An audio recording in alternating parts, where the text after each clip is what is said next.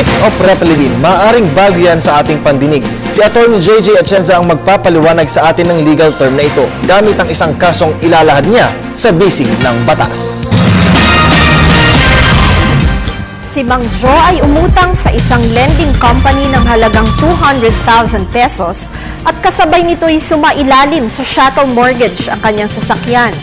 Religiously naman daw ay nakakabayad siya ng amortization, subalit may mga buwan na hindi niya nabayaran.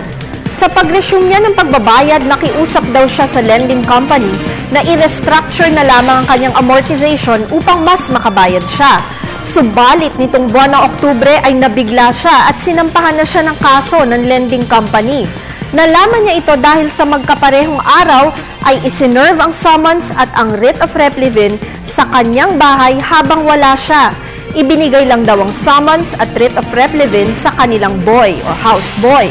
Laking panghihinayang niya dahil pwersahan daw na binuksan ang kanyang sasakyan at dinala na ng sheriff ang writ dinala na ng sheriff ang kanyang kotse.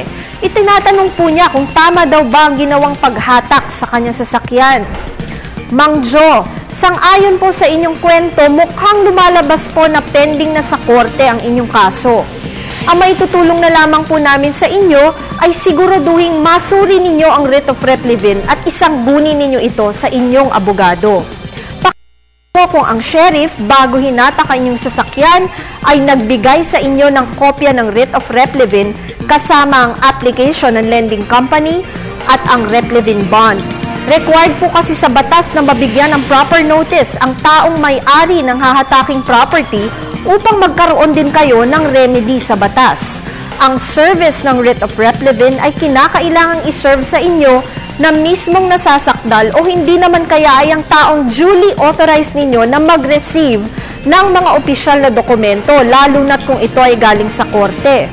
Napakarami po kasing kaso ng replevin ang na-invalidate ng korte dahil sinerve ang writ sa isang taong hindi naman autorisado.